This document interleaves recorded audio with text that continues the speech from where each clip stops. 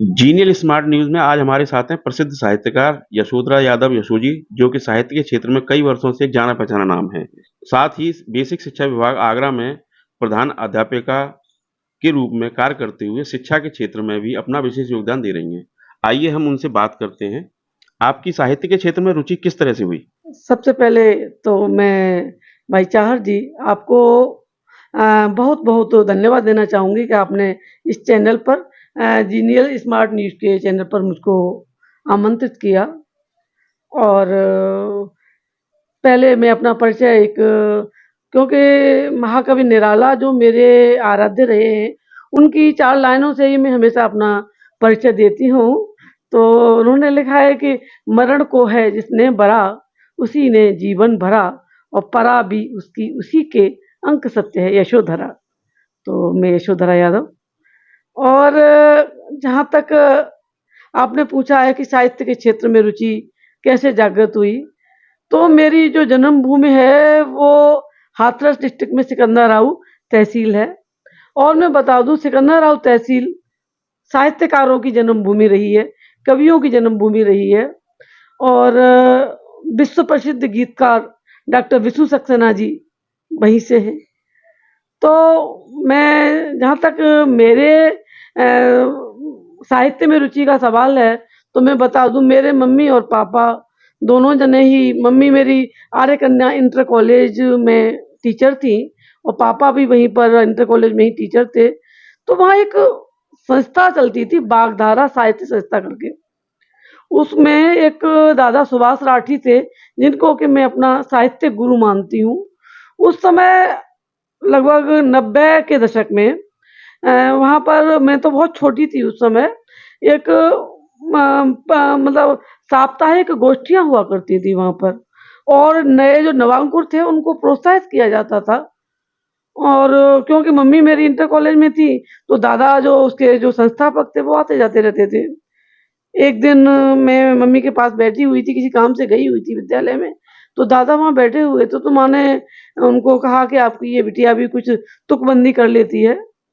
तो वहाँ उन्होंने कहा कि बेटी क्या सुनाती है तू, क्या लिखती है, तो कुछ सुना दे। हाँ, तो पहले मेरा जो पहला गीत था उसकी कुछ लाइनें मैं आपको बताती हूँ। इसके बाद वो जो प्रभावित हुए वो दादा, कि गीत था मेरा, कि मैंने ये एहसास किया है, तू है सूर्य रश्मि में तेरी, ओ मेरे मन के दीपक जल बहुत लगा दी तूने दीदी। मन कहता इन थकित स्वरों का जीर्णोद्धार स्वयं ही कर लूं, और इस जीवन की उथल पुथल को स्वयं में आज समाहित कर लूं। और क्लांत हृदय भी बहक गया है, बनी इंद्रियां मन की चेरी, ओ मेरे मन के दीपक जल बहुत लगा दी तूने देरी। यह गीत जब मैंने लिखा था, उस समय मैं कक्षा 9 की छात्रा थी।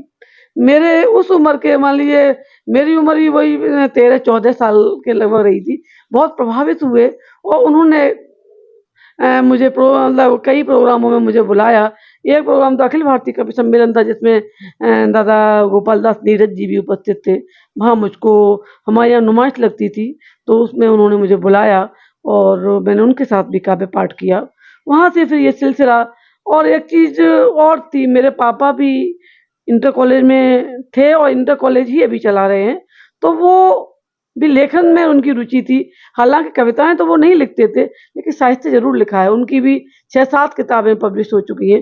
गीता पे बहुत अच्छा, मतलब ये जो परिवार का जो वो वातावरण था, एक अच्छा और एक खूबसूरत प्रकृति की गोद में जिसको कहेंगे, मेरा गाँव है। तो वहाँ का जो वातावरण था, वहाँ से मेरे अंदर जो कवि के जो बीज अंकुरित हुए और यहीं से मेरा जो सिलसिला चल पड़ा। साहित्य के क्षेत्र में कार्य करते हुए आपको कैसा महसूस होता है? साहित्य के क्षेत्र में कार्य करने में तो आनंद ही आनंद है, क्योंकि गोपाल दास नीरज ने कहा है कि आत्मा के उत्कर्ष का शब्द रूप है काव्य, और मानव होना भाग्य है, कवि होना सौभाग्य। तो हम घर पे काम करते हैं, नौकरी करते हैं, कितने लोग जानते हैं हमें, बस एक लिमिट में जानते हैं। लेकिन साहित्य एक ऐसा क्षेत्र है कि हम पूरे हिंदुस्तान में कहीं भी चले जाएँगे, हमारे साहित्यिक भाई-बहन कहीं न कहीं निश्चित रूप से मिल जाएँगे। और इसी का एक उदाहरण मैं बताऊँ, मेरे से बड़ी दीदी है, वो नागपुर में है। तो एक बार मेरा वहाँ जाना हुआ, तो वहाँ पर एक हमारे आरिफ जमाली करके एक हमारे शायर भाई हैं, तो उनको मालूम पड़ा कि मैं नागपुर आई हूँ, तो वो जो बुनकर होते हैं उस समाज से हैं, लेकिन अपने हाथों से बना के वो मेरे लिए गमछा लेके आए और वहाँ आके उन्होंने मुझे सम्मानित किया कि आप हमारे नागपुर में आए हो, तो मतलब हम आपका स्वागत करते हैं। तो ये जो अभूतपूर्व सम्मान था, उससे जो आनंद होता है, तो माँ बाड़ी ने अगर हमें ये अधिकार दिया है, माँ बाड़ी के चरणों में भी मैं कुछ पंक्तियाँ देती हूँ। जो अंतर मन में बस जाए, वही आराध्य है मेरा, जो मंजिल पथ का हमराही, वही हर साध्य है मेरा। न शब्दों का मधुर संगम, न बाणी की विमलता है, भरे भावों का गुलदस्ता, समर्पित काव्य है मेरा। तो बड़ा आनंद आता है। और जहाँ मैं कहती हूँ कि बेसिक एजुकेशन में मैं बेसिक शिक्षा विभाग में मैं टीचर हूँ, वहाँ पर भी एक मिशन शिक्षण संवाद करके, मिशन काव्यांजलि और विचार शक्ति करके भी कई पटल चलते हैं, जहाँ पर समय-समय पर मैं लाइव मेरे कार्यक्रम आते हैं और मैं वहाँ पर प्रस्तुति देती हूँ। तो हमारे बेसिक विभाग में भी, शिक्षा विभाग में भी एक अलग पहचान अपनी बनी है कि हाँ, कौन है भई, मैम यशोधरा जी हैं। तो एक अलग जो आनंद होता है, तो साहित्य ने मुझे बहुत कुछ दिया है, पूरी दुनिया घुमाया है और बहुत सम्मान दिया है। तो माँ बाड़ी को मैं फिर से नमन करती हूँ, बहुत आनंद आता है। साहित्य के क्षेत्र में आपको कई सम्मान प्राप्त हुए हैं, आप उनके बारे में थोड़ा बताएँ? साहित्य के क्षेत्र में हिंदुस्तान कहो या अपना आगरा कहो, बस ये कुछ सम्मान मुझे लगातार मिलते रहे हैं। 2010 में एक यूएसएम पत्रिका निकलती थी, उस समय युवा प्रतिभा सम्मान मुझे यूएसएम पत्रिका की तरफ से मिला था। और एक विमल साहित्य संवर्धक संस्था है, उससे भी गीत श्री सम्मान मिला था। और सबसे ज़्यादा आनंद तो मुझे आया निराला स्मृति संस्थान है डलमऊ में, जहाँ पर जो निराला महाकवि निराला जी की जो पत्नी थी मनोहरा देवी, वो सम्मान मुझे वहाँ दिया गया। मनोहरा देवी स्मृति सम्मान, एक भव्य कार्यक्रम के बीच में ये जो सम्मान मुझे दिया गया, तो ये भी एक अभूतपूर्व मेरे लिए अनुभव था। और मैं यहाँ से संस्कार भारती जो 8 कलाओं के लिए जो संस्था काम करती है, साहित्यिक संयोजक हूँ यहाँ से रामबाग शाखा की, तो कला कुंज सम्मान। और एक संस्था है यहाँ पर फिरोजाबाद में, जहाँ से मुझे प्रज्ञा हिंदी सेवा संस्थान, वहाँ से मेरे को कई बार प्रथम पुरस्कार भी मिले हैं, कई बार वहाँ से सम्मान भी हुआ है।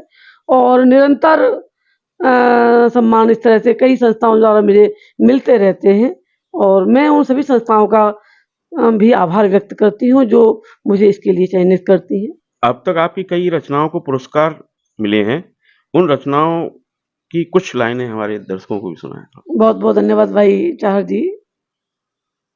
क्योंकि मैं मूल रूप से लेखन से ही जुड़ी हूँ। आगरा आए हुए मुझे अभी ज़्यादा समय नहीं हुआ है, लगभग मेरी पहले पोस्टिंग हाथरस में थी, उसके बाद लगभग 10-12 साल हो गए मुझे आए हुए। तो पहले जब मैं थी तो मेरा एक ही काम था, मैं लिखती थी पत्र-पत्रिकाएँ, आजकल तो पत्र-पत्रिकाएँ बंद हो गई हैं। लेकिन मैं बहुत एक समय था कि आप कोई भी पत्रिका उठाओ, उसपे यशोधरा यादव की कविता ज़रूर होती थी। मैं मेन रूप से लेखन से जुड़ी हुई हूँ। तो पहला जो पुरस्कार था, एक पत्रिका निकलती है अलीगढ़ से, अभिनव प्रयास करके। उसमें एक राकेश स्मृति पुरस्कार था और उन्होंने टॉपिक दिया था महँगाई। और महँगाई तो मुँह खड़ी है, हम सभी जानते हैं कि महँगाई दिन दूनी रात चौगुनी बढ़ रही है। तो मैंने जो कविता लिखी थी उसमें मुझे प्रथम पुरस्कार मिला था। तो उसकी कुछ लाइनें मैं आपको देती हूँ कि हमने पकड़ा तुमने पकड़ा, भाग खड़ी फिर मुस्काई, खोजें मिलकर मार भगाएं, कहाँ किधर है महँगाई। हमने पकड़ा तुमने पकड़ा, भाग खड़ी फिर मुस्काई, खोजें मिलकर मार गिराएं, कहाँ किधर है महँगाई।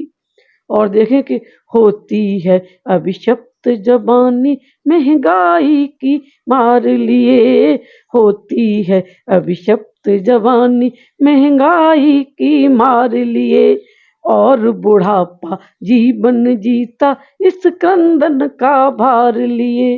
अब गुंठन में बचपन बांधे, अब गुंठन में बचपन बांधे, ये लेती है अंगड़ाई, खोजे मिलकर मार भगाएं, कहाँ किधर है महंगाई।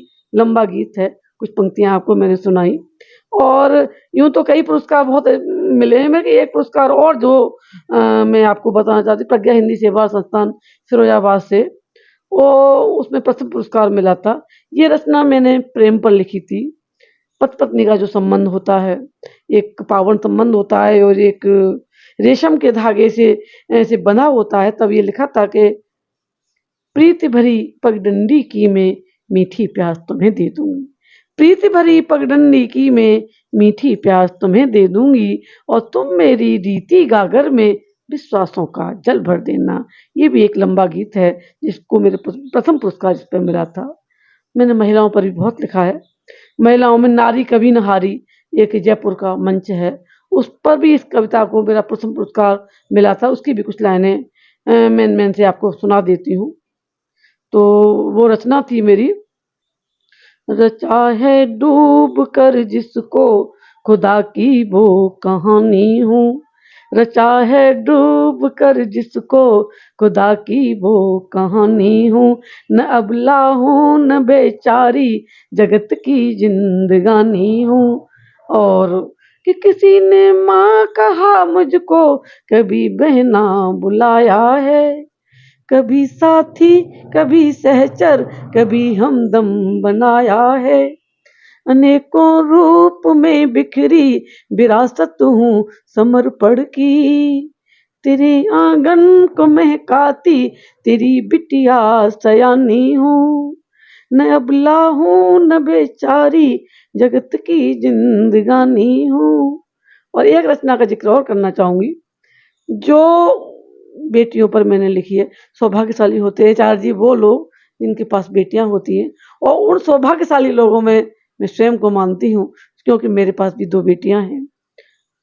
एक धारणा जो बना रखी है लोगों ने समाज में कि बेटी और बेटा, मैं तो कहती हूँ उसके बचपन का हर रूप हमें आनंद से जीना चाहिए। और बेटियों में भी वो शक्ति है जो अगर हम उनका परिवेश उस हिसाब से करते हैं तो वो भी आसमां चूमती हैं। शांत पंक्तियाँ, इन पंक्तियों को सुनकर मेरी किसी पुस्तक में ये रचना मेरी प्रकाशित हुई थी। तो पंजाब से एक राजेंद्र नाथ रहवर जी थे, वो घर पर आए। उन्होंने मुझे बोला कि मैं तुम्हारी इस कविता को पढ़ के तुम्हारे घर पर आया हूँ, और मुझे लगता है कि आज भी अच्छा लिखने वाले उपस्थित हैं, मौजूद हैं समाज में। तब ये 2 लाइनें इसकी सुना देती हूँ कि मुस्कुराती हुई जिंदगी बेटियां, मुस्कुराती हुई जिंदगी बेटियां, और बहती हुई एक नदी बेटियां, हौसला जो मिले आसमां चूम ले, अप्सरा लोक की हैं परी बेटियां, अप्सरा लोक की हैं परी बेटियां। शब्द की भीड़ में एक एहसास है, पतझरी जिंदगी में ये मदमाश है, प्यार पाकर महकती हैं हर डाल पर, काव्य कानन की भीनी महक बेटियां, मुस्कुराती हुई जिंदगी बेटियां। इसके बाद भी कई रचनाएं लगातार जहाँ मैं ये समझ लीजिएगा, मैं रचना जहाँ पर भेज देती हूँ, मेरी रचना को सम्मान कोई ना कोई सम्मान मिल ही जाता है, और माँ वाणी की ही कृपा है कि वो जो लिखवाती हैं मैं लिखती हूँ। अभी तक आप एक सफलतम साहित्यकार और शिक्षा के क्षेत्र में भी काफ़ी अच्छा काम कर रहे हैं। इन सभी सफलताओं का श्रेय आप किसे देना चाहेंगे? सबसे पहले तो ब्रह्मांड की जो परम शक्ति है, उसके बिना एक पल भी न हम जी सकते हैं, न हम लिख सकते हैं कुछ। तो सबसे पहले मेरे आराध्य भगवान श्री कृष्ण, वाणी और ब्रह्मांड की परम को मैं इसके लिए आभारी हूँ, देती हूँ उनको। और माँ-बाप जिन्होंने उन्होंने मेरे स्थापित किए हैं कि मैं इस सृजन को कर पा रही हूँ। और शादी के बाद जो परिवार में जो मिले संस्कार थे, मेरे पति श्री विवेक यादव जी का भी काफ़ी मेरे साथ मतलब कोऑपरेट नेचर रहा। उन्होंने कभी रोका नहीं ज़्यादा कि तुम जो मैंने करना चाहा उन्होंने मतलब अनुमति उसके लिए दी, सपोर्ट किया। और मैं बता दूँ इस समय भी मैंने शोध भी किया है और कुछ ही दिन में अगर हुआ तो मैं डॉक्टर यशोधरा यादव का अवार्ड मेरे को मिल जाएगा। और यहाँ आगरा यूनिवर्सिटी से मैंने शोध श्री बलवीर सिंह रंग और दुष्यंत कुमार के काव्य का तुलनात्मक अनुशीलन, इस पर मेरी थीसिस सबमिट है। तो परिवार को ही मैं इसका पूरा श्रेय दूँगी और अपनी दृढ़तम शक्ति और आत्मविश्वास को भी, क्योंकि आप कोई कितना भी सपोर्ट करेगा, जब तक हमारे अंदर आत्मशक्ति नहीं है, एक टैलेंट नहीं है, तो कोई भी कुछ नहीं कर सकता। लेकिन बिना सहयोग के भी कुछ नहीं होता, ये भी एक बहुत बड़ा सत्य है। तो मेरा परिवार मेरे साथ है, मेरी बेटियाँ, मेरे पति, मेरे माता-पिता, सबका सपोर्ट है।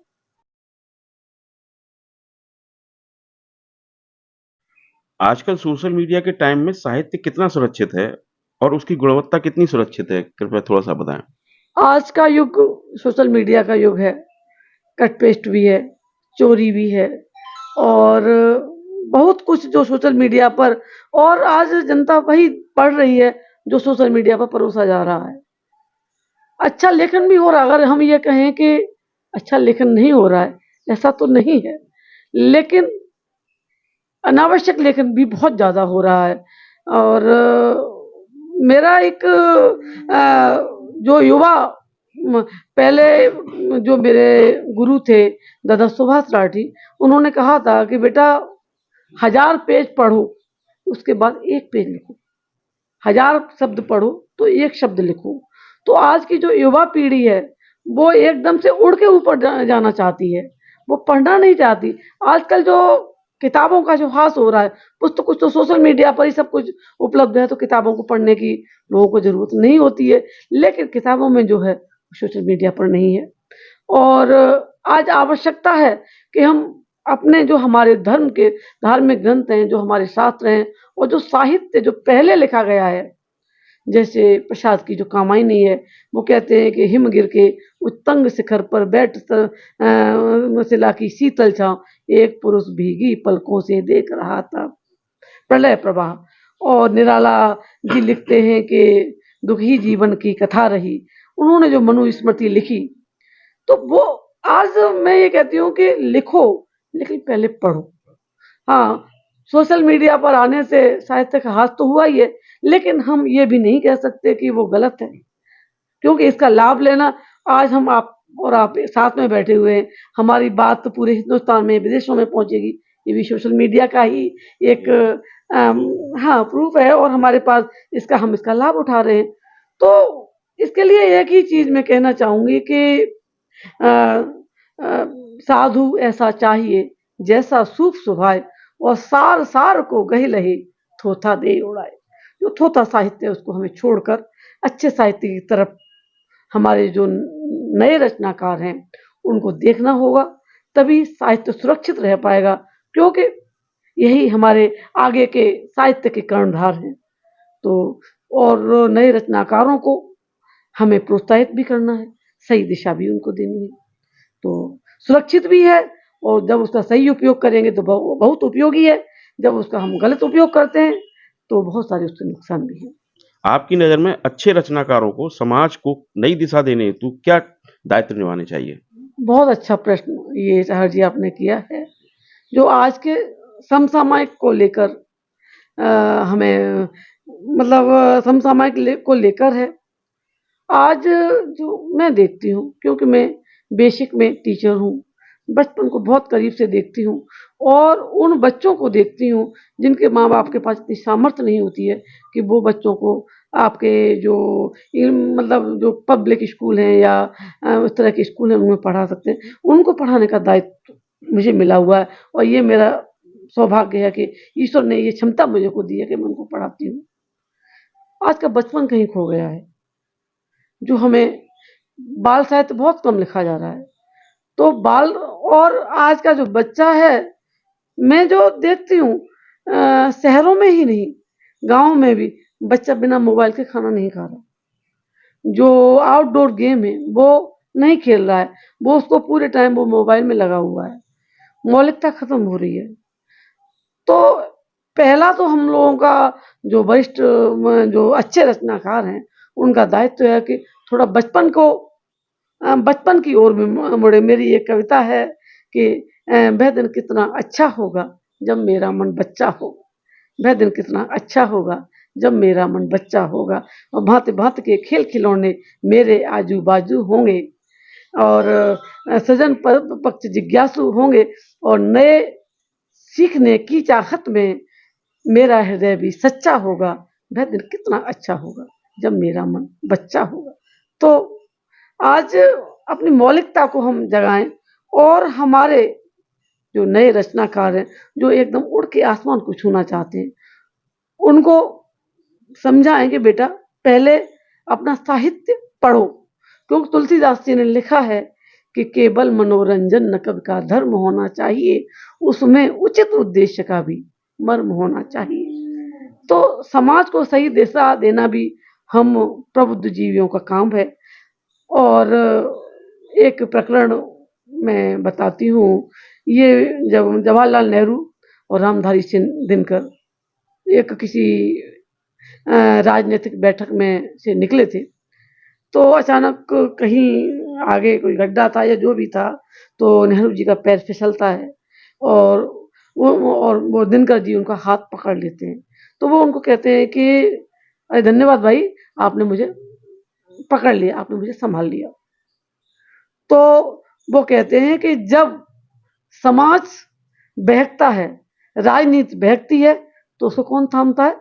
साहित्यकार, रचनाकार उसको थामता है। तो आज उसी की आवश्यकता है। राजनीति और समाज की जो विसंगतियां हैं, उन पर भी हम कलम चलाएं, और समाज को एक नई दिशा देने का हम प्रयास करें। ये सब हम रचनाकारों का ही दायित्व है। चार्ली जी, आप कई संस्थाओं में बहुत महत्वपूर्ण पदों पर कार्य कर रहे हैं। थोड़ा-सा उन संस्थाओं के बारे में थोड़ा-सा बताएँ? साहित्य के क्षेत्र में मैं कई सारी संस्थाओं से जुड़ी हुई हूँ। तो अगर आगरा की बात करूँ, तो सबसे पहले तो हमारी जो महिलाओं की संस्था है, साहित्य साधिका समिति, इसका जो जन्म संस्थापिका हैं डॉक्टर सुषमा सिंह दीदी, रमा वर्मा श्याम जी, कमला सैनी जी। सन 2013 से मैं उसकी सचिव हूँ, और उसके जितने भी कार्यक्रम होते हैं, सारे कार्यक्रम मैं ही ऑर्गेनाइज करती हूँ। और उसकी जो पत्रिका निकलती है, वो महिलाओं की पत्रिका है।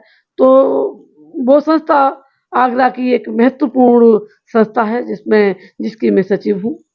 मैंने महिलाओं पर भी काफ़ी काम किया है, और एक नव्या महिला शिशु कल्याण सोसाइटी करके एक हमारा एनजीओ है, जिसकी मैं अध्यक्ष हूँ। इसकी जो संस्थापिका हैं रेखा शर्मा जी हैं। और पर्यावरण के क्षेत्र में भी मेरा एक प्रयास रहता है।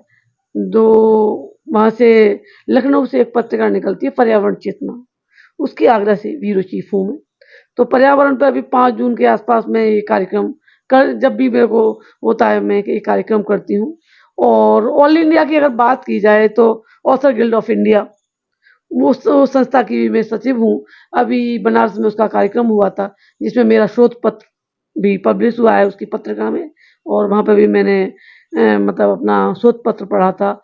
संस्थान संगम है, और समानांतर है, और एक ठिठोली काव्य मंच है जो वहाँ से है, जो अलीगढ़ से है, और कई सारी संस्थाएं हैं, उनसे मैं जुड़ी हुई हूँ। और समय-समय पर एक तुलसी साहित्य अकादमी है, उससे भी मैं जुड़ी हुई हूँ। तो समय-समय पर मैं जब भी मेरे को समय और सबसे ज़्यादा तो मैं जुड़ी हूँ मिशन काव्यांजलि, हमारा जो विभाग का जो पटल है, वहाँ पर भी जो सेमिनार वगैरह होते हैं, वहाँ मैं निरंतर अपनी प्रस्तुतियाँ देती हूँ। तो कई सारी संस्थाओं से मैं जुड़ी हूँ, और प्रयास करती हूँ कि निरंतर साहित्य को जो ईश्वर ने मुझे दिया है, मैं उसका समाज को दे सकूँ।